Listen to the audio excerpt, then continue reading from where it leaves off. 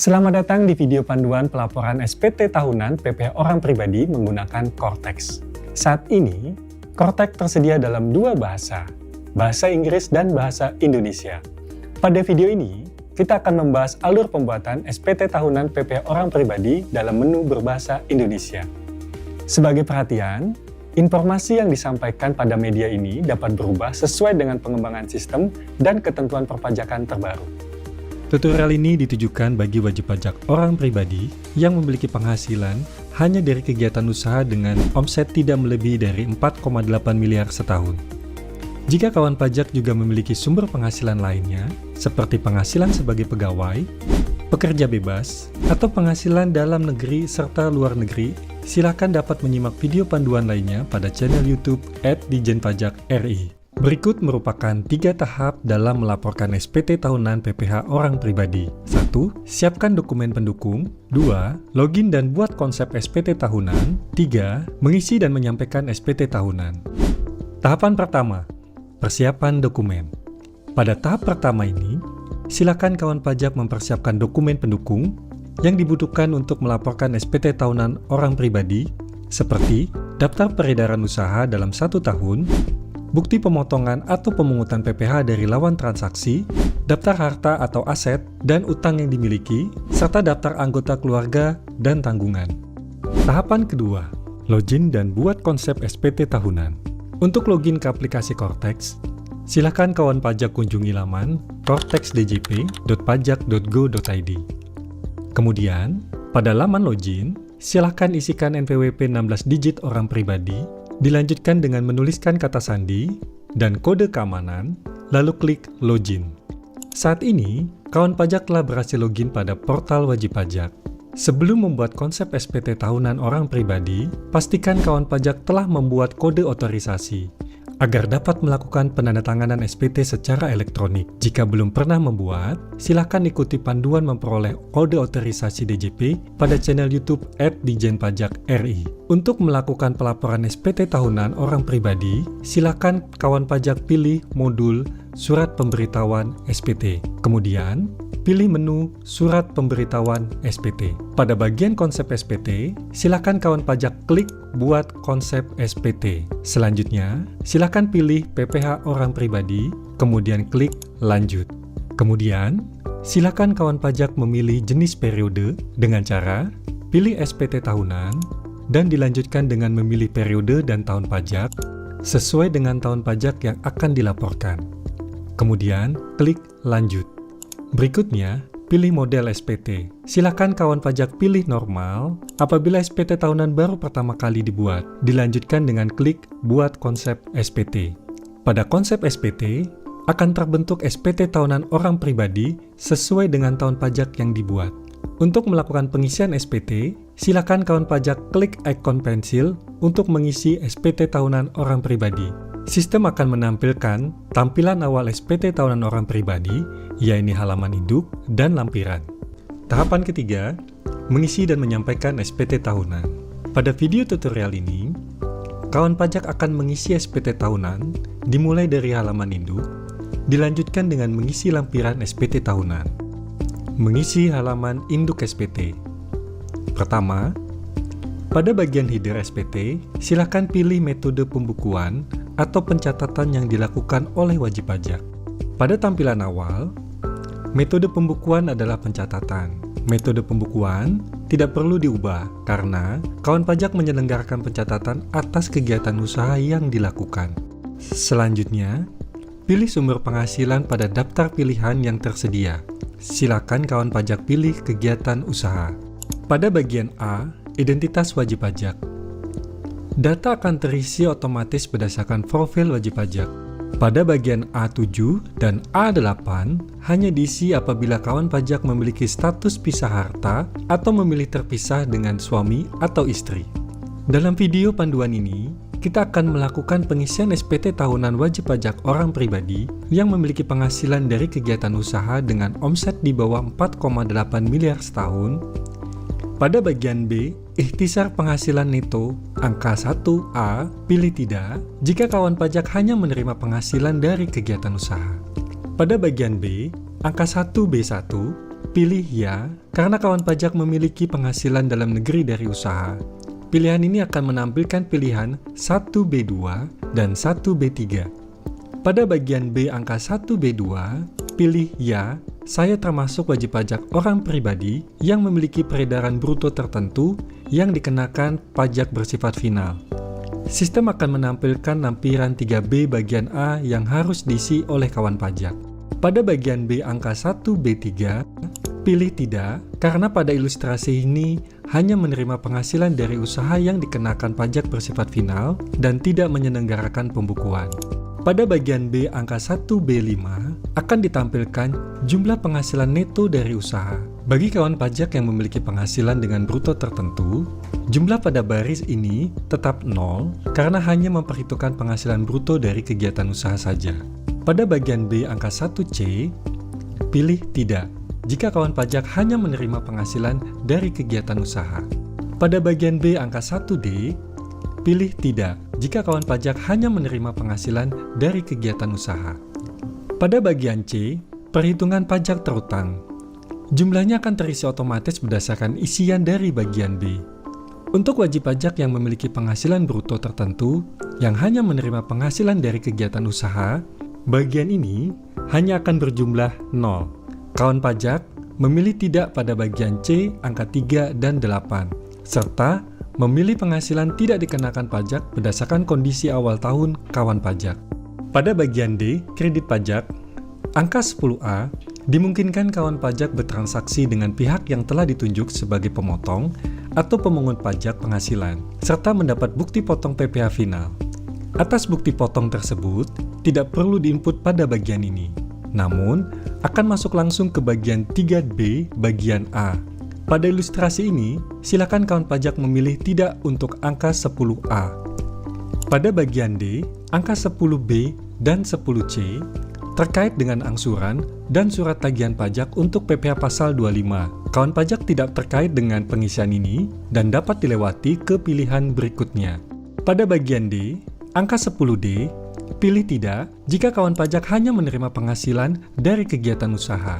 Pada bagian E, PPh kurang atau lebih bayar, menampilkan hasil penjumlahan otomatis dari bagian sebelumnya. Bagi kawan pajak yang memperhitungkan PPh finalnya hanya berdasarkan penghasilan bruto dari kegiatan usaha, pada bagian ini akan terisi 0, sehingga angka 11A, 11B, dan 11C dapat dilewati pengisiannya. Bagian F, pembetulan, hanya diisi jika model SPT tahunan adalah pembetulan. Pada bagian G, permohonan pengembalian PPh lebih bayar.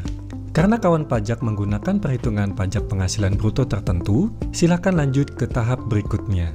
Pada bagian H, angsuran PPh pasal 25 tahun berikutnya. Karena kawan pajak menggunakan perhitungan pajak penghasilan bruto tertentu, silakan kawan pajak menjawab tidak di bagian H, angka 13A, 13B, dan 13C.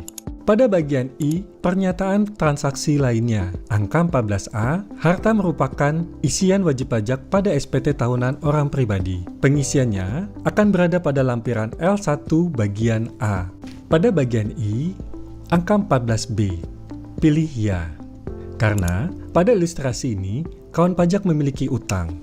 Kawan pajak akan diminta untuk mengisi lampiran L1 bagian B. Pada bagian I angka 14C, pilih ya. Kawan pajak memiliki penghasilan dari usaha yang dikenakan PPh final. Kawan pajak akan diminta untuk mengisi lampiran L2 bagian A. Pada bagian I angka 14D, pilih tidak jika kawan pajak hanya menerima penghasilan dari kegiatan usaha. Pada bagian I, angka 14E dapat dilewati karena bagian ini hanya aktif bagi wajib pajak dengan metode pembukuan. Pada bagian I, angka 14F, pilih tidak jika kawan pajak hanya menerima penghasilan dari kegiatan usaha. Pada bagian I, angka 14G, pilih tidak jika kawan pajak hanya menerima penghasilan dari kegiatan usaha. Pada bagian I, angka 14H akan menampilkan jumlah kelebihan PPh final atas penghasilan dari usaha dengan peredaran bruto tertentu yang dapat diminta pengembalian berdasarkan isian pada lampiran 3B bagian A. Pengembalian atas kelebihan setor dan potongan bagi PPh final diajukan melalui pengembalian pajak yang seharusnya tidak terutang. Pada bagian J, lampiran tambahan. Kawan pajak akan diminta untuk menyampaikan apabila terdapat dokumen yang harus dilampirkan dalam SPT tahunan. Pada ilustrasi video ini, tidak ada kewajiban menyampaikan lampiran tambahan. Pada bagian J, huruf A sampai dengan huruf E dapat dijawab no. Bagian K, pernyataan, berisikan pernyataan, kebenaran, kelengkapan, dan kejelasan SPT tahunan. Akan diisi sebelum kawan pajak menyampaikan SPT tahunan setelah mengisi seluruh halaman induk dan lampiran SPT. Pengisian halaman induk SPT telah selesai. Akan dilanjutkan dengan pengisian lampiran SPT. Pengisian lampiran SPT tahunan. Gulir ke bagian atas untuk melihat lampiran yang harus diisi. Pengisian lampiran ini dilaksanakan berdasarkan urutan yang paling ditampilkan sistem pada halaman induk. Dalam tutorial ini, urutan lampirannya adalah lampiran L3B, lampiran L2, dan lampiran L1. Pengisian lampiran L3B. Pada lampiran L3B, rekapitulasi peredaran bruto terdapat 4 bagian, yakni daftar tempat kegiatan usaha yang merupakan daftar seluruh cabang usaha yang dimiliki oleh wajib pajak. Bagian A, rekapitulasi peredaran bruto untuk wajib pajak orang pribadi yang memiliki peredaran bruto tertentu yang dikenai pajak bersifat final. Bagian B, rekapitulasi peredaran bruto untuk wajib pajak orang pribadi pengusaha tertentu. Dan bagian C, rekapitulasi peredaran bruto untuk pengguna norma perhitungan penghasilan neto. Berdasarkan pilihan pada halaman induk, kawan pajak hanya dapat mengisi pada bagian A. Pada lampiran L3B bagian A, kawan pajak memasukkan peredaran bruto usaha untuk setiap bulan selama 1 tahun per tempat kegiatan usaha. Untuk pengisiannya, silakan klik ikon pensil di sebelah kiri nama tempat kegiatan usaha masing-masing.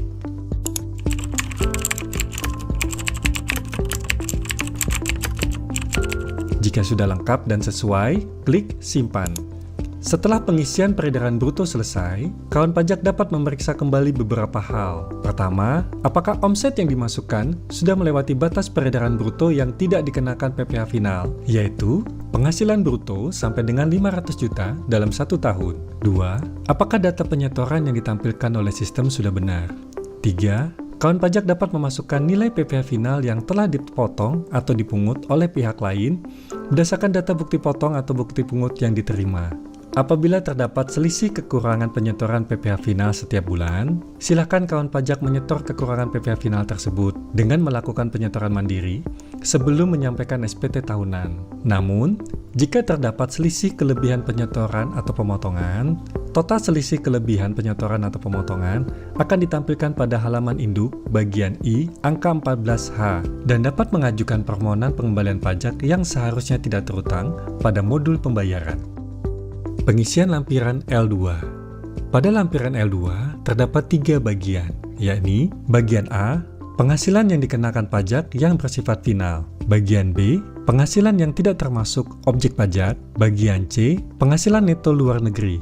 Berdasarkan pilihan pada halaman induk, kawan pajak hanya dapat mengisi pada bagian A. Pada lampiran 2 bagian A, sistem akan mengisi otomatis untuk 2 jenis data, yaitu data penyetoran sendiri PPh final dengan kode akun pajak 4111284220 dan data penghasilan dari bukti pemotongan PPh final. Atas data yang ditampilkan, silakan kawan pajak memasukkan nilai dasar pengenaan pajak atas penyetoran PPh final secara mandiri dengan melakukan klik pada ikon pensil.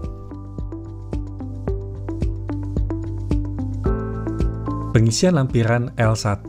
Lampiran L1 merupakan lampiran yang otomatis muncul pada SPT tahunan orang pribadi yang terdiri atas 5 bagian, yaitu bagian A, harta pada akhir tahun pajak, bagian B, utang pada akhir tahun pajak, bagian C, daftar anggota keluarga yang menjadi tanggungan, bagian D, penghasilan neto dalam negeri dari pekerjaan, bagian E, daftar bukti pemotongan atau pemungutan PPh.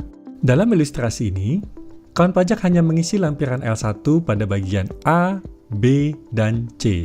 Pada lampiran L1 bagian A, sistem akan mengisi otomatis data harta berdasarkan SPT tahunan orang pribadi pada tahun pajak sebelumnya. Silakan kawan pajak cek posisi harta pada akhir tahun pajak pelaporan dan lengkapi data yang sudah ada, atau dapat menghapus data harta yang sudah tidak dimiliki atau dikuasai. Pada lampiran L1 bagian B, sistem akan mengisi otomatis data utang berdasarkan SPT tahunan orang pribadi tahun pajak sebelumnya. Silakan kawan pajak cek posisi saldo utang di akhir tahun pajak pelaporan dan melengkapi data yang sudah ada atau dapat menghapus data utang yang sudah tidak dimiliki. Pada lampiran L1 bagian C, sistem akan mengisi otomatis data keluarga berdasarkan data pihak terkait pada akun wajib pajak khusus yang termasuk dalam kategori tanggungan. Apabila datanya tidak sesuai, kawan pajak dapat melakukan perubahan data pada submenu perubahan data informasi umum dan pihak terkait di halaman profil wajib pajak. Pengisian lampiran sudah selesai. Silakan kawan pajak kembali ke halaman induk untuk submit SPT tahunan orang pribadi. Pada bagian K, pernyataan. Silakan kawan pajak centang pernyataan bahwa SPT tahunan yang telah diisi sudah benar, lengkap, dan jelas. Silakan klik bayar dan lapor. Akan muncul notifikasi sebagai berikut.